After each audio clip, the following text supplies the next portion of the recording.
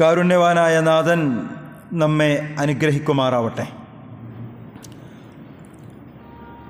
വളരെ പുണ്യകരമായ ഷഅബാൻ മാസത്തിലേക്കാണ് ഇന്ന് നമ്മൾ പ്രവേശിച്ചിരിക്കുന്നത്. പരലോകത്ത് വിജയമാണ് നമ്മുടെ ലക്ഷ്യവും സ്വപ്നവും. ആ പരലോക വിജയത്തിന് ഇഹലോകത്ത് നമ്മൾ ചെയ്യുന്ന സത്യവിശ്വാസത്തിലധിഷ്ഠിതമായ സൽപ്രവർത്തനങ്ങളാണ് നമ്മെ യോഗ്യരാക്കുന്നത്. ആ അർത്ഥത്തിൽ അത്തരം നന്മകളിൽ മുന്നേറാനുള്ള അവസരങ്ങൾ ലോകത്ത് മനുഷ്യ സമൂഹത്തിന്, വിശ്വാസി സമൂഹത്തിന് പ്രത്യേകിച്ചും അല്ലാഹു സുബ്ഹാനഹു വ തആല ധാരാളം ഒരുക്കി തന്നിട്ടുണ്ട്. നമ്മൾ മനസ്സിലാക്കിയതുപോലെ വിശുദ്ധ റമദാനിലേക്കുള്ള ഏറ്റവും അടുത്ത വാതിൽ, ഏറ്റവും അടുത്ത കവാടമാണ് ഷഅബാൻ എന്ന് പറയുന്നത്. റമദാനിൻ്റെ മുന്നോടിയായിട്ടുള്ള ഈ ഷഅബാൻ മാസത്തിൽ നമുക്ക് ഏതെങ്കിലുമൊക്കെ തരത്തിൽ ശ്രദ്ധക്കുറവ് സംഭവിച്ചാൽ, ജാഗ്രതക്കുറവ് സംഭവിച്ചാൽ അത് വരാനിരിക്കുന്ന നമ്മുടെ റമദാനിനെ കാര്യമായിട്ട് തന്നെ പരുക്കേൽപ്പിക്കുമെന്ന് നമ്മൾ മനസ്സിലാക്കേണ്ടതുണ്ട്.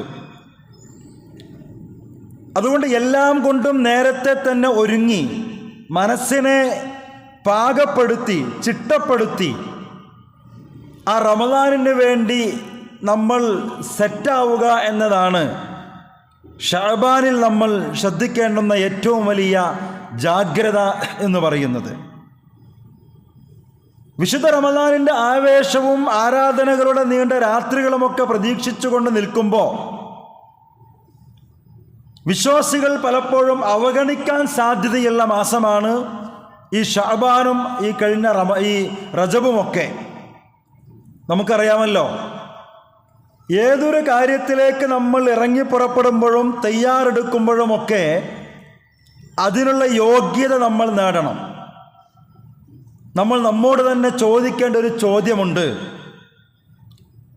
ബല്യഅന റമദാൻ എന്ന് നമ്മൾ കഴിഞ്ഞ ദിവസങ്ങളിലൊക്കെ പ്രാർത്ഥിക്കുന്നുണ്ട്. പടച്ചവനെ, ആ റമദാനിനെ ഞങ്ങളിലേക്ക് നീ എത്തിച്ചു തരണേ എന്നൊക്കെ. പക്ഷേ ഞാനടക്കം നമ്മൾ നമ്മോട് ചോദിക്കേണ്ടുന്നൊരു ചോദ്യം, അല്ലാഹു സുബ്ഹാനഹു വ തആല വർഷത്തിലൊരിക്കൽ വിശ്വാസികളുടെ ജീവിതത്തിലേക്ക് ഒരുക്കി അയക്കുന്ന ആ റമദാൻ എന്ന വലിയ അതിഥി, ആ അതിഥിയെ സ്വീകരിക്കാനുള്ള യോഗ്യത ശരിക്കും നമുക്കിപ്പോൾ ഉണ്ടോ?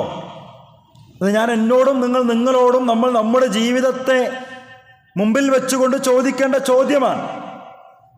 അങ്ങനെ ചോദിക്കുമ്പോൾ നമ്മുടെ മനസ്സ് പറയുന്നത് ഇല്ല, ആ വിശിഷ്ടമായ റമദാൻ എന്ന് പറയുന്ന അതിഥിയെ സ്വീകരിക്കാനുള്ള ഒരു യോഗ്യത എനിക്കില്ല എന്നാണ് നമ്മുടെ മനസ്സ് പറയുന്നതെങ്കിൽ, ആ യോഗ്യത നേടുന്നതിന് മുമ്പിലുള്ള തടസ്സങ്ങൾ എന്തൊക്കെയാണോ ആ തടസ്സങ്ങളെയും പ്രയാസങ്ങളെയുമൊക്കെ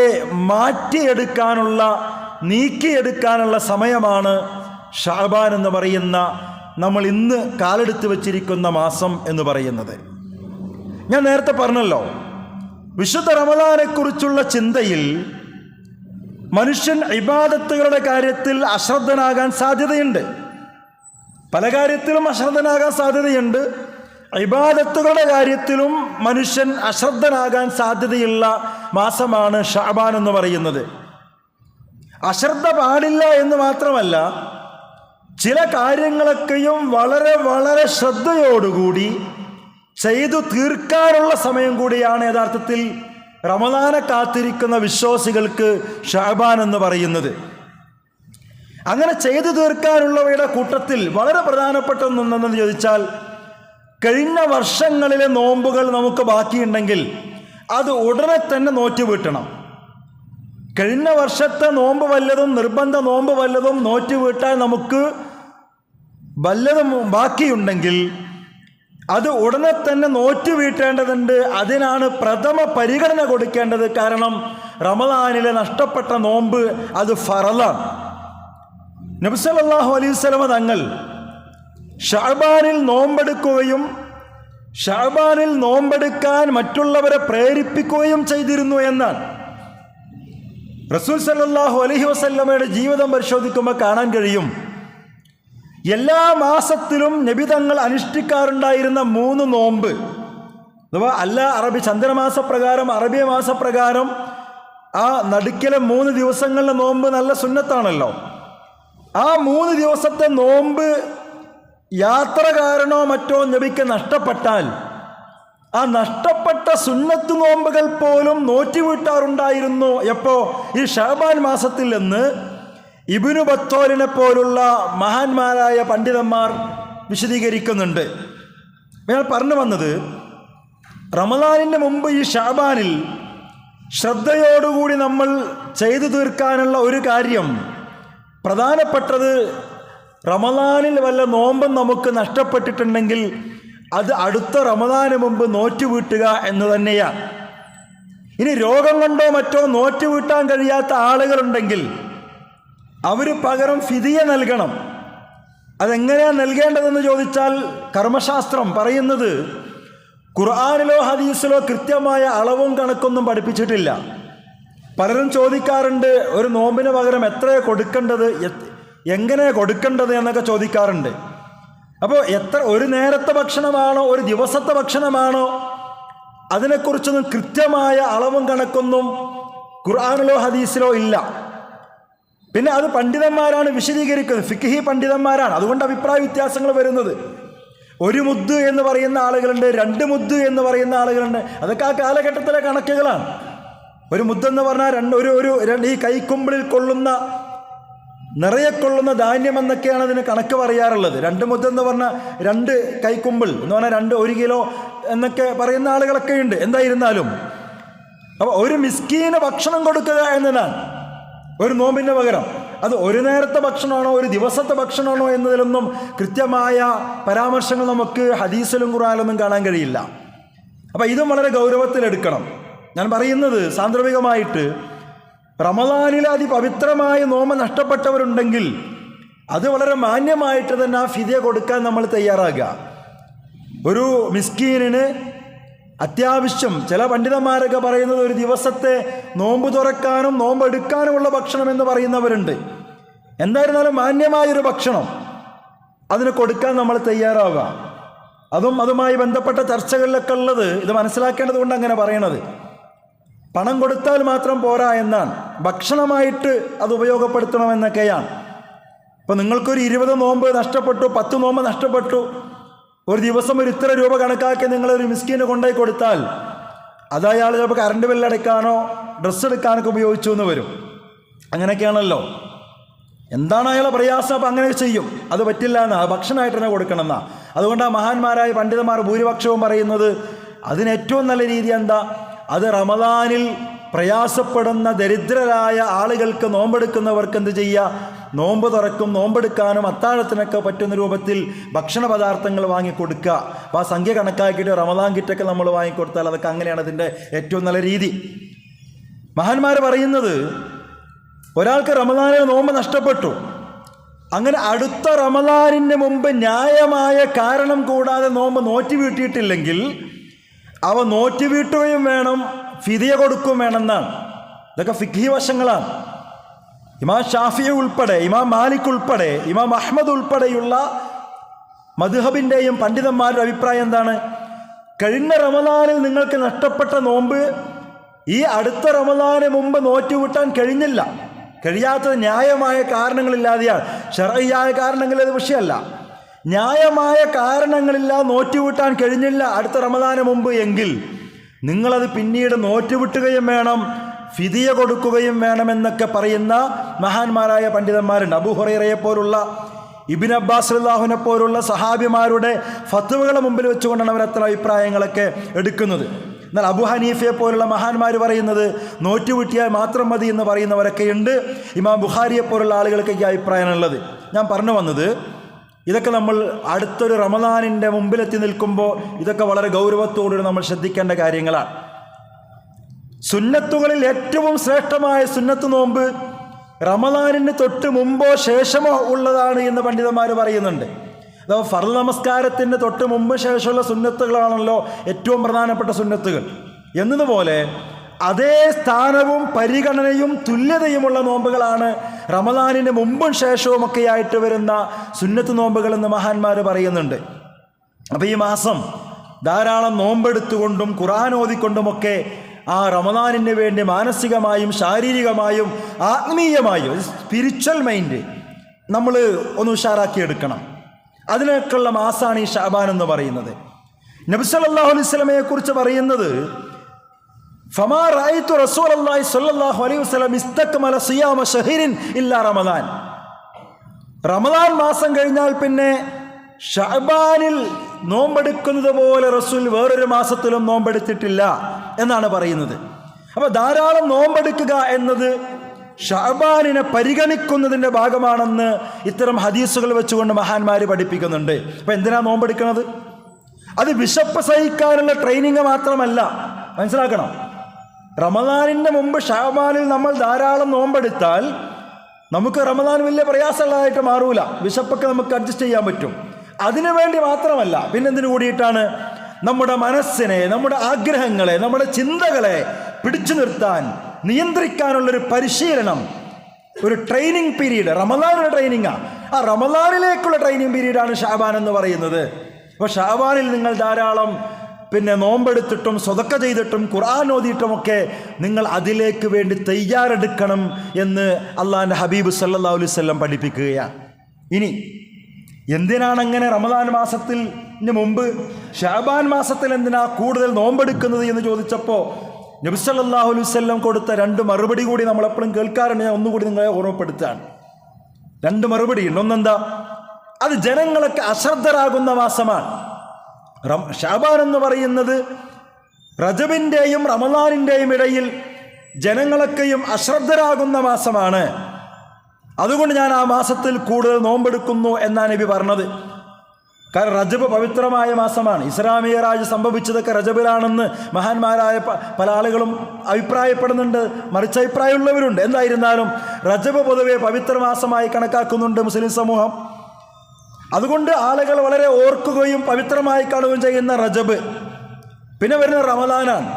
അപ്പോൾ ഈ റമദാൻ്റെയും റജബിൻ്റെയും ഇടയിൽ ശഅബാൻ അത് അവഗണിക്കാനുള്ള സാധ്യത കൂടുതലാണ്.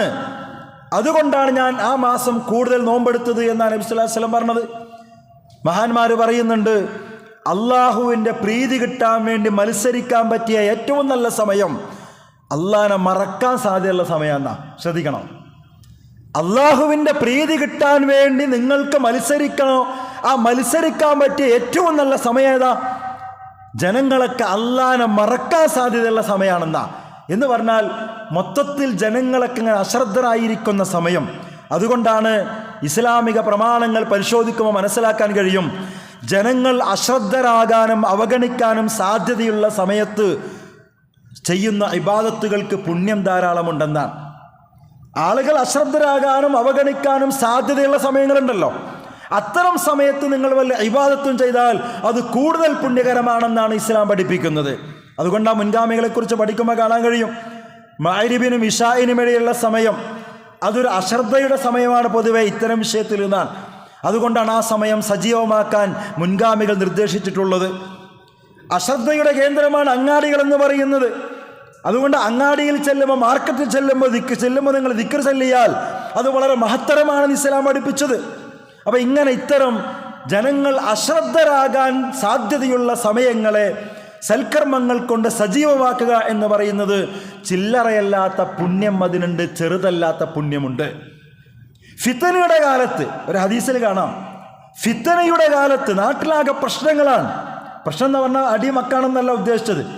ദീനീപരമായ സംസ്കാരത്തിൽ നിന്നും മറ്റുമൊക്കെ ആളുകൾ വഴിതെറ്റി ജീവിക്കുന്ന ഒരു കാലഘട്ടത്തിൽ ആരാധനകൾ നിർവഹിക്കുന്നത് എന്നിലേക്ക് ഹിജറ ചെയ്യുന്നതിന് തുല്യമാണെന്ന് നബി സല്ലല്ലാഹു അലൈഹി വസല്ലം പറഞ്ഞതായിട്ട് ചില ഹദീസുകളിലൊക്കെ വായിക്കാൻ കഴിയും. അപ്പോൾ പറഞ്ഞു വന്നത്, എന്തിനാണ് റസൂലെ ശഅബാനിൽ ഇങ്ങനെ കൂടുതൽ നോമ്പെടുക്കുന്നത് എന്ന് ചോദിച്ചപ്പോൾ കൊടുത്ത മറുപടി, അത് ജനങ്ങൾ പൊതുവെ അശ്രദ്ധരാകുന്ന സമയമാണ്, അതുകൊണ്ട് ഞാൻ നോമ്പെടുക്കുന്നു. അഥവാ ജനങ്ങൾ അശ്രദ്ധരായിരിക്കുമ്പോഴുള്ള ഇബാദത്തുകൾക്ക് പുണ്യം കൂടുതലാണ്, അത് കൂടുതൽ പടച്ചറബിൻ്റെ അടുക്കൽ പരിഗണനീയമാണ് എന്നാണ് ആ മെസ്സേജ്.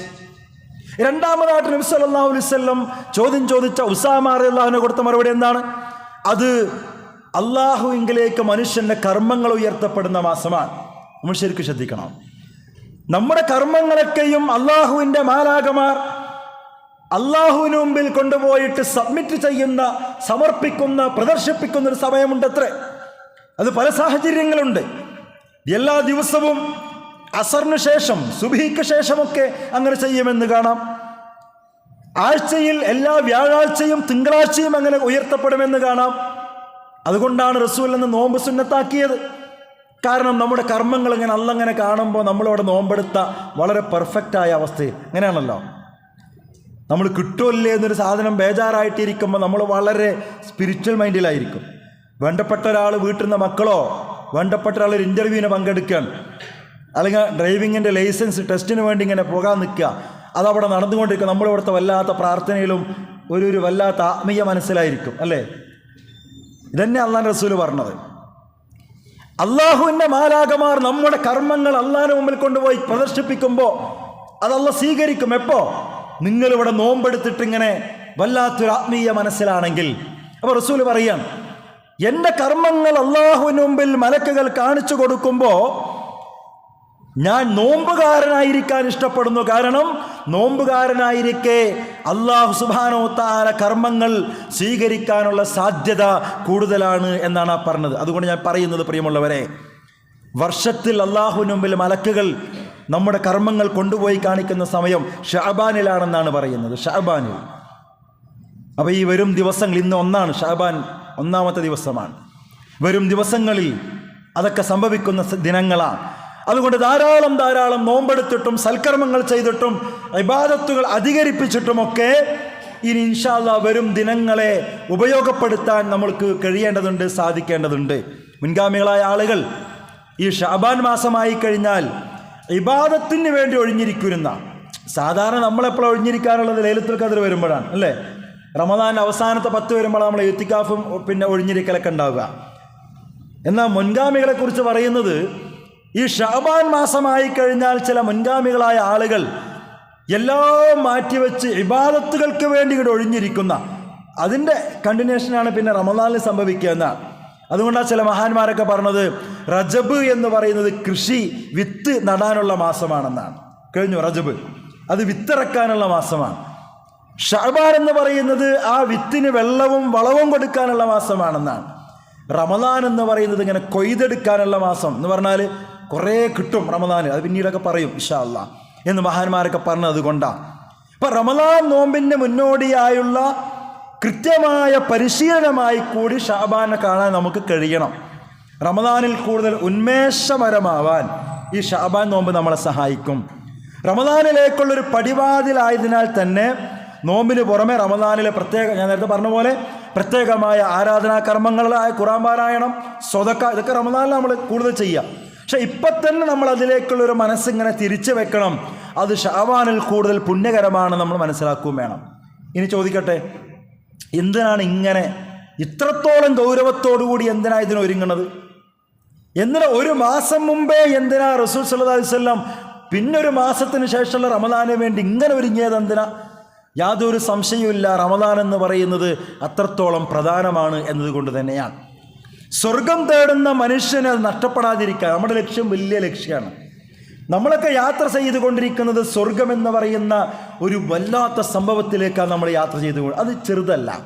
അപ്പം ലക്ഷ്യം ഗൗരവപ്പെട്ടതായതുകൊണ്ട് തന്നെ അതിലേക്കുള്ള ഒരുക്കം അതിനേക്കാൾ ഗൗരവത്തോടു കൂടി ആയിരിക്കണം. നിങ്ങൾ ആലോചിച്ച് നോക്കെ, സാധാരണ കോളേജ് സ്കൂളുകളിലൊക്കെ മാസം യൂണിറ്റ് ടെസ്റ്റ് നടത്തും ടീച്ചർമാർ. അവരെന്നെ ക്വസ്റ്റ്യൻ ഇട്ടിട്ട് ചിലപ്പോൾ ക്വസ്റ്റ്യൻ ഇടൊന്നുമില്ല, ബോർഡിൽ എഴുതി കൊടുത്തിട്ട് ആ യൂണിറ്റ് ടെസ്റ്റിന് ഒരുങ്ങണ ലാഘവത്തോടെയാണോ കുട്ടികൾ ഒരു വാർഷിക പരീക്ഷയ്ക്ക് ഒരുങ്ങുക?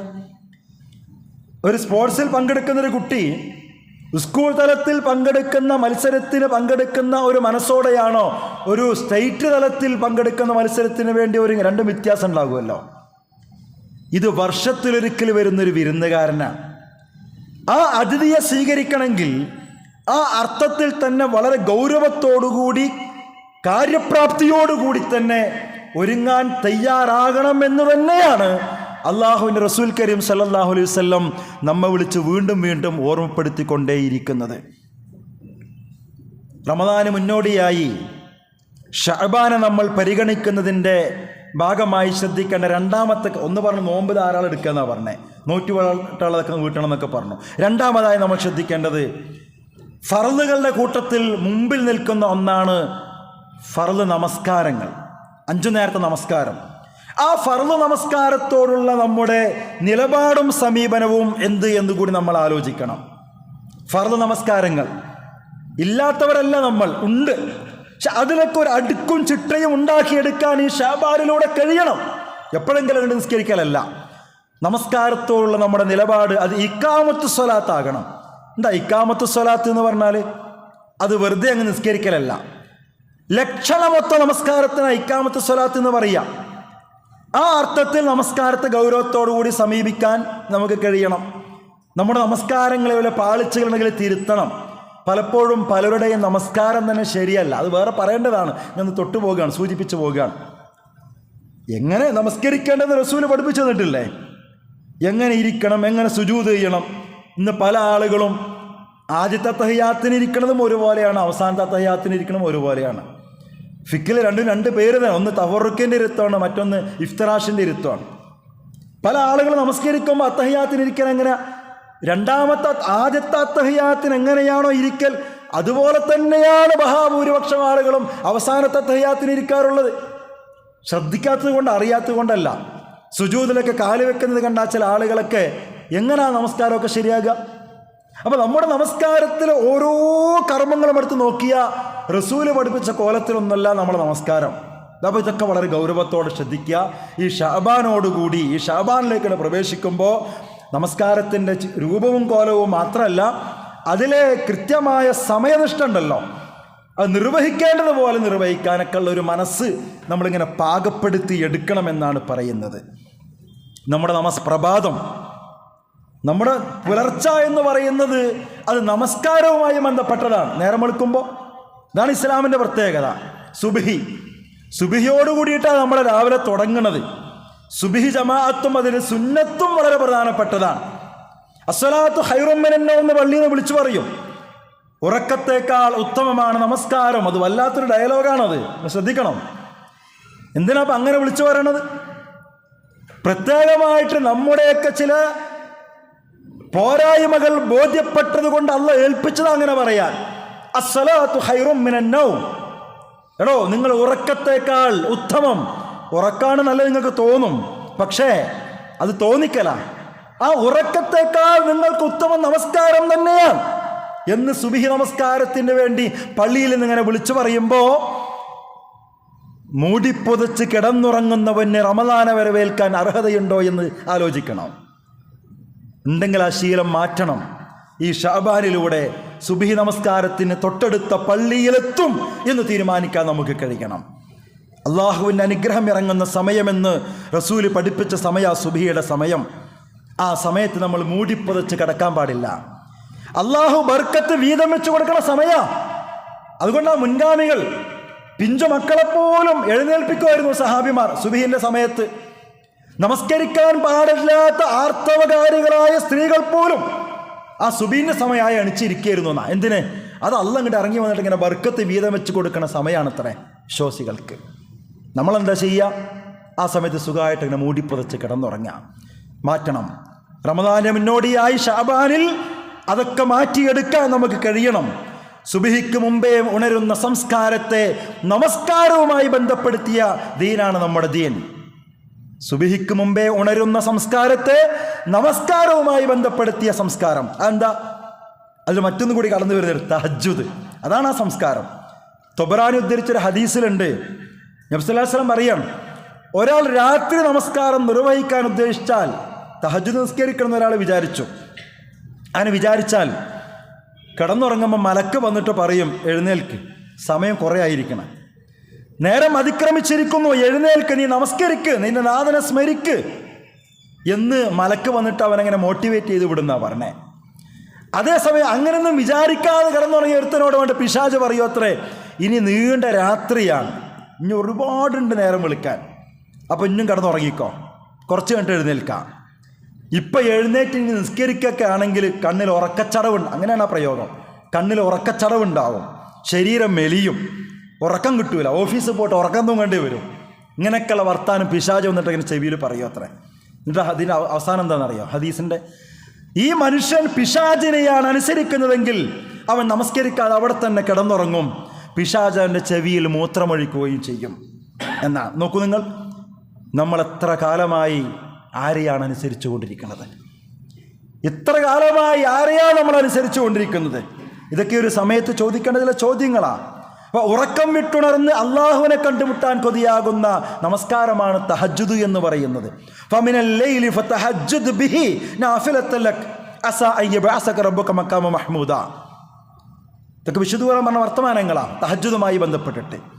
പിന്നെ പറയുന്നത്, പ്രിയമുള്ളവരെ, റമദാനെ വരവേൽക്കാൻ മനസ്സിനെ പാകപ്പെടുത്തുന്നതിൻ്റെ ഭാഗമായിട്ട് കാര്യമായിട്ട് തന്നെ നമ്മൾ ഒരുങ്ങണം. ഈ അർത്ഥത്തിലൊക്കെ നമ്മൾ ഇപ്പോഴേ തയ്യാറാകണം.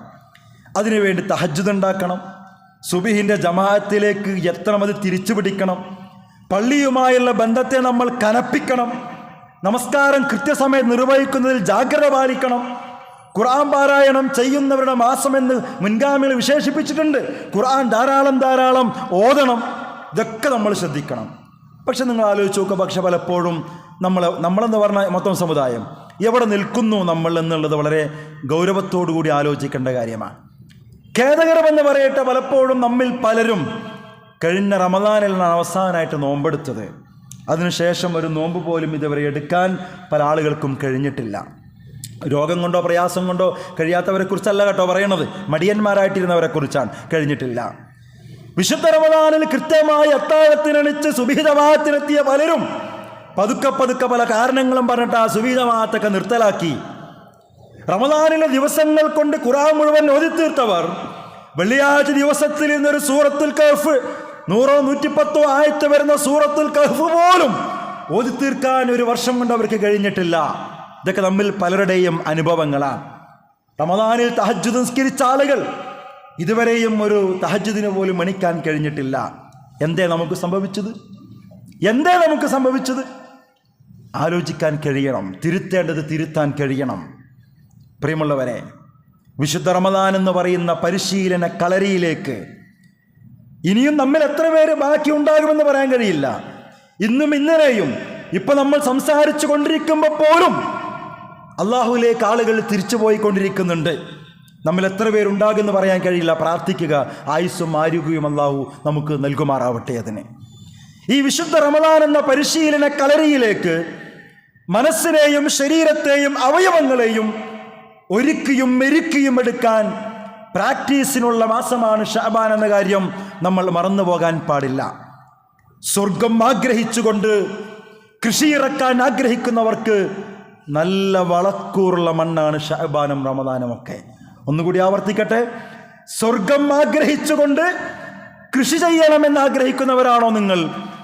ഏറ്റവും നല്ല വളക്കൂറുള്ള മണ്ണാണ് ഈ വരുന്ന ഷഅബാനും ശേഷം വരാനിരിക്കുന്ന റമദാനും നമ്മൾ തിരിച്ചറിയണം. അഴുക്കുള്ള ജീവിതത്തിൽ നിന്ന് അഴകുള്ള ജീവിതത്തിലേക്ക് നമ്മൾ തിരിച്ചു വരണം. അതിനാണ് റമദാൻ. അങ്ങനെ അഴുക്കുള്ള ജീവിതത്തിൽ നിന്ന് അഴകുള്ള ജീവിതത്തിലേക്ക് നമുക്ക് തിരിച്ചു വരണമെങ്കിൽ ആ റമദാന് മുമ്പുള്ള ഈ ഷഅബാനിനെ നമ്മൾ ഒരുങ്ങേണ്ടതുപോലെ ഒരുങ്ങാനുള്ള സമയമായിട്ട് നമ്മൾ കാണണം. റബ്ബ് നമ്മെ അനുഗ്രഹിക്കുമാറാവട്ടെ.